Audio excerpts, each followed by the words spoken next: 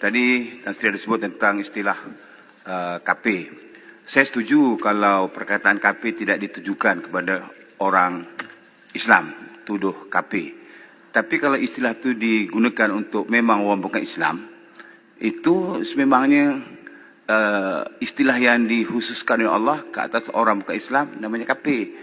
Tapi kalau ditujukan pada orang Islam, kita pun tak setuju. Yang berhormat, Yang berhormat seorang yang ada agama. Saya hormat Yang berhormat.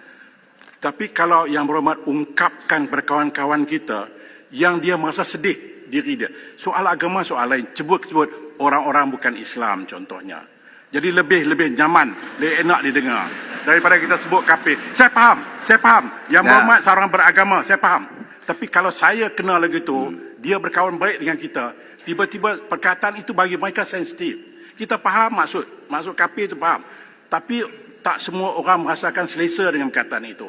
Jadi saya minta, saya mohon, saya rayu sangat YB, jangan gunakan kata-kata yang boleh membuatkan mereka rasa sensitif. Itu saja. Boleh dia tak timbul isu sensitif. Kalau kita nak debate sampai petang pun tak habis. Saya minta janganlah. Tan Sri sedikit menjawab Parik Bunta. Dr. Yusof Al-Qadrawi pernah menyebut bahawa perkataan kafir tidak wajar lagi digunakan. Sebaliknya perkataan yang paling sesuai adalah muwatinun atau rakan senegara. Jadi itu lebih harmoni. Apa pun juga Sungai Petani, terima kasih. Saya minta lah Wabi, saya minta. Saya tahu Wabi lebih hebat daripada saya. Saya minta cuma betul. Kita keluarkan istilah tersebut bukan bermakna kita nak menghina. Tapi kalau misalnya dalam ayat Quran jelas disebut kita baca ayat Quran yang berkaitan dengan sifat orang kafir dan sebagainya, yang terpaksa kita baca ayat tersebut, adakah itu termasuk dilarang? Innal ladzina amanu wal ladzina kafaru contohnya. Takkanlah itu pun tak boleh. Tengoklah penggunaan ayat. Saya tidak menyebut tidak boleh. Jangan asosiasikan. Jangan bergantung kepada penggunaan ayat.